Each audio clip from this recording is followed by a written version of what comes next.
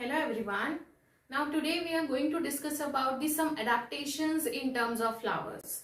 Like I mean to say that if the flower is getting pollinated by wind, then what all adaptations the flower has. Adaptations flower में होने चाहिए वो हम पढ़ेंगे.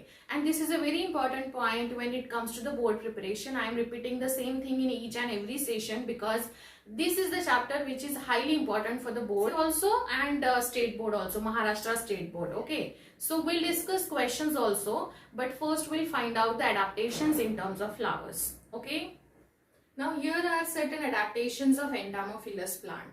Entamophilus means the pollination is carried out with the help of insects, right? Entamon means insects. So here we have to understand in terms of insects and what all adaptations the flower should have, right? So flower के पास कुछ adaptations होने चाहिए जो कि वो pollination अगर insect से हो रहा है तो flower should be bright colour होना चाहिए या फिर उसका फ्रेग्रेंस अच्छा होना चाहिए, साइज बड़ा होना चाहिए, right? So now will discuss the adaptations in terms of entomophilous flowers. So now see, pollination through agency of insects is called as entamophily, and the plants they are showing this entamophily called as entamophilous plant. So this is called as entamophilous plant. Okay. Now next point would be the common insects are. कौन से insects होने चाहिए? So पहला insects है like moths, butterflies, beetles, flies and bees. These are the insect that can be considered as a entamophily, or they are basically helpful for the entamophilous process. But bees are the most common agent. Like bees can be considered as a common agents for this type of pollination. Nearly 75 to 80% of pollination, entomophilous pollination is done by bees. Okay, so आपको याद रखना है bees 75 to 80% pollination occur करता है. मतलब bees are very useful for us for the pollination. Next, what all adaptation should flower have? So flower should be large. Flower का size large होना चाहिए, and उसके बाद they should be attractive so that they can attract towards the flower for the pollination. So large होना चाहिए, attractive होना चाहिए. But some of the flowers can be small also. ऐसा नहीं है ना हर एक flower का size large रहेगा. If the flower is small in size in terms of this one, then flower should produce a compact inflorescence. So flower में compact group of inflorescence produce करना चाहिए. For example, sunflower, right? Example याद रखिए because this is the area where you can get the you can say difference between this and that. ऐसे questions आ सकते हैं या state board या even CBSE में भी बहुत बार ये questions repeat हुए हैं. In fact 2020 में CBSE के पेपर में ये question था difference between this one and anemophily. मैं आपको क्वेश्चंस भी प्रिपेयर करा के दूंगी. नेक्स्ट, फ्लावर्स जैसे यहाँ लार्ज एंड अट्रैक्टिव होने चाहिए, उसके साथ साथ they should have a attractive bright colours भी ब्राइट होने चाहिए, अट्रैक्टिव होने चाहिए, प्लीजेंट होने चाहिए, एंड उनके पास एक अरोमा, एक फ्रेग्रेंस होना चाहिए, एंड उसके साथ साथ नेक्टर भी होना चाहिए बिकॉज नेक्टर के लिए भी बीज आएंगे ना, राइट? सो नेक्टर, फ्रेग्रेंस, नेक्टर, ये 3-4 चीजें इस फ्लावर के पास होनी चाहिए बिकॉज इसको एजेंट्स को अट्रैक्ट करना है. Next, the pollen grain have a spiny और रफ एग्जाइम. पोलन ग्रेन का जो एग्जाइम है जो हमने ऑलरेडी पढ़ा हुआ है वो थोड़ा स्पाइनी होना चाहिए so that it can easily stick to the you can say वो उनके बॉडी पे आराम से स्टिक हो सकता है.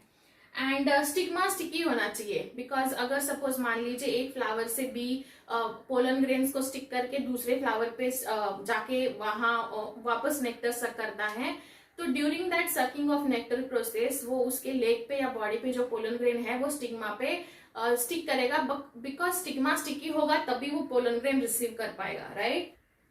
फॉर एग्जाम्पल जैसे जैस्मिन हो गया, रोज हो गया, सैल्विया हो गया, बोगनविलिया हो गया एंड सेस्ट्रम हो गया. Now here you have to understand the examples also. लेकिन यहाँ याद ये रखना है bougainvillea we have seen in the morphology of flowering plant. Bougainvillea के पास रियल पेटल्स नहीं होते हैं, ठीक है? इसके पास जो कलर वाला पार्ट होता है which is called as bract, और वो जो ब्रैक्ट पेटल जैसा काम करता है for the attraction of insect for the pollination, उसको बोला जाता है पेटालॉइड ब्रैक्ट, जो कि रोड साइड पे भी आ जाता है, कंपाउंड्स में भी यूज किए जाते हैं, bougainvillea, right?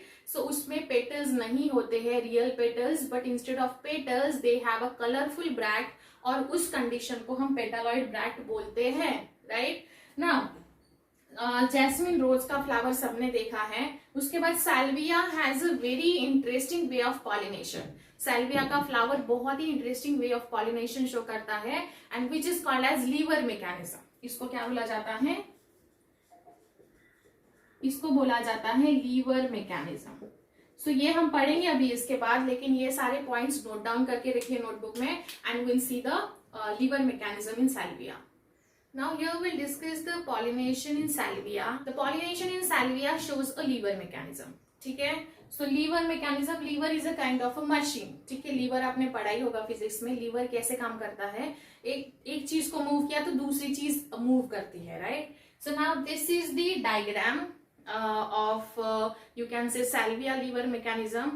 This is the LS of flower before the entry of bee. देखो पहले हम इस फ्लावर को समझते हैं. फ्लावर बी जो है, इसमें आपको फ्लावर का स्ट्रक्चर समझना है before the entry of bee, right. तो it has a fertile anther lobe. Fertile anther lobe है which is situated at the upper side of the flower. Here at the lower side it has a sterile anther lobe. Sterile means उनका कुछ काम नहीं है flower में. Fertile means they have a pollen grain. So यहाँ आपको understand करना है, at the lower area it has a sterile anther lobe, and at the upper part it has a fertile anther lobe, and this is the part which is the gynoecium. ठीक है, and they are connected by a connective. ये जो black line आप यहाँ देख रहे हो, they are connected by connective. ठीक है, so ये डायग्राम याद रखिए, ऊपर फर्टाइल रहेगा, नीचे स्टेराइल रहेगा. ठीक है, so this is the flower before the entry of bee. Bee enter करने से पहले फ्लावर ऐसा दिखेगा. ठीक है, अभी फ्लावर विद बी, बी ने एंट्री कर लिया. यहाँ बी ने जब एंट्री कर लिया तो देखो यहाँ जो ये था, यहाँ फर्टाइल लोब, ये थोड़ा सा ये यहाँ आके बैठेगा. ये यहाँ आके नीचे वाले स्टेराइल एंथर लोब को पुश करेगा नीचे. ठीक है, उस पे आके ये बैठा है लाइक यहाँ, तो ये मूव होगा, ये थोड़ा सा नीचे चला जाएगा लाइक दिस, ये थोड़ा सा ऐसा नीचे आ जाएगा ये बी के वेट से, और ये ऊपर वाला जो है ये फिर नीचे आके उसके बॉडी पे स्टिक हो जाएगा. पोलन ग्रेन डस्ट हो जाएंगे बी के बॉडी पे, राइट. पोलन ग्रेन बी के बॉडी पे डस्ट हो गए, बी को अंदर आना पड़ेगा फ्लावर के to get the nectar. Nectar जब वो लेने आएगा तो स्टेराइल जो एंथर है उस पे वेट से पुश होके ऊपर वाला जो फर्टाइल एंथर लोब है वो इसके बॉडी पे आके ऐसे डस्ट होगा, पोलन ग्रेन को डस्ट करेगा. फिर उसके बाद क्या होगा, like see LS of flower after the entry of bee. After the entry मतलब क्या, ये नीचे आ चुका है. यहाँ ऊपर सी, यहाँ ऊपर था before the entry of bee. फिर बी का एंट्री होने के बाद उसने वो डस्ट कर दिया उसके बॉडी पे, and this is the after, this is the LS of flower after the entry of bee. So ये नीचे आ गया यहाँ. So this is how it is. अगर आपको कंसिडर करना है तो यहाँ देख सकते हो, ये नीचे का स्टेराइल स्टैमिन है, स्टेराइल है ये नीचे का, अंडरस्टैंड करिए. This is the sterile, this is the fertile. So now bee ने एंट्री कर लिया, राइट. ये जो बी है ये बी ने एंट्री कर लिया, तो बी क्या करेगा, थोड़ा सा नीचे पुश करेगा और फिर ये उसके बॉडी पे आके पोलन ग्रेन को डस्ट करेगा. वहां देखिए ये बी के वेट से वो ऊपर वाला उसके बॉडी पे स्टिक हो जाएगा, जो कि फर्टाइल है, जो पोलन ग्रेन डस्ट कर देगा.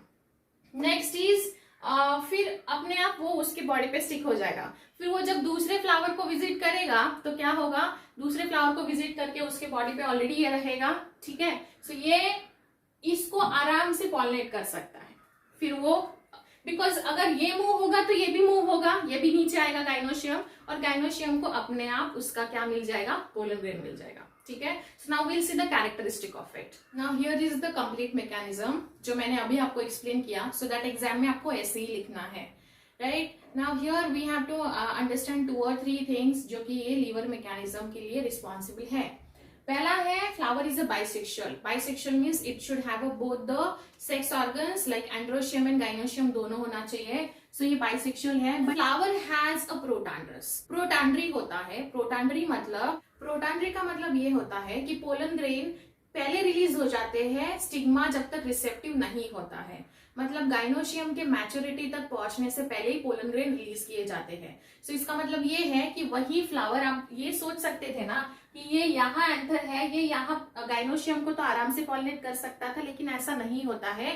गाइनोशियम बाद में मैच्योर होता है, like stigma becomes a receptive for the pollen grain later on, पहले पोलन ग्रेन रिलीज किए जाते हैं, ठीक है। सो this is how it is. So protandry मतलब pollen grains in some of the flower they are bisexual but उनमें protandry होता है। इसका मतलब ये है the pollen grains are released much before the stigma becomes a receptive। stigma receptive होता है pollen grain के लिए, मतलब stigma gynoecium का stigma जो पार्ट है, gynoecium बाद में मैच्योर होता है, सबसे पहले pollen grain मैच्योरिटी तक पहुंच के डिहाइसन्स ऑकर करके पॉलिनेशन शुरू कर देते हैं, right. So this is the meaning of protandry. 2 stamens of the flower, 2 stamen है उसके पास। They have a long bifurcated connective tissue है, so that they are connected. जैसे ये छोटा स्टेराइल है, ये बड़ा है, that is a fertile. And upper branch of connective bears a fertile anther lobe, ये हम ऑलरेडी डिस्कस कर चुके हैं। वहां अपर ब्रांच जो है, यहाँ देख लीजिए, this is the upper branch of connective which has a fertile anther lobe, और जो नीचे का है which is called as a sterile, जो कि हमने पढ़ा। An insect when enters the flower, जब वो इंसेक्ट फ्लावर में एंट्री करेगा, look at the diagram A, it pushes the lower sterile lobe, वो जैसे मैंने आपको समझाया, वो लोअर स्टेराइल लोब को पुश करेगा। As a result the upper fertile anther lobe bends down, तो ऊपर का जो है वो नीचे आ जाएगा। So it shows a lever mechanism, right. It comes in contact with the back side of the insect body, वहां दिखाया है मैंने डायग्राम ए में, वो इंसेक्ट के बैक साइड के कॉन्टेक्ट में आएगा। Pollen grains are dusted there, जैसे वहां डस्ट किया जाएगा। Some insects when visits another flower with matured gynoecium, अभी यही भी दूसरे फ्लावर को विजिट करेगा, साल्विया को, जिसमें गाइनोशियम का स्टिग्मा रिसेप्टिव हो चुका है। The pollen grains are picked by the stigmas, receptive stigma, and such mechanism is called as lever mechanism. बहुत इंपॉर्टेंट है स्टेट बोर्ड के लिए, महाराष्ट्र स्टेट बोर्ड के लिए एंड एनसीईआरटी के लिए भी इंपॉर्टेंट है।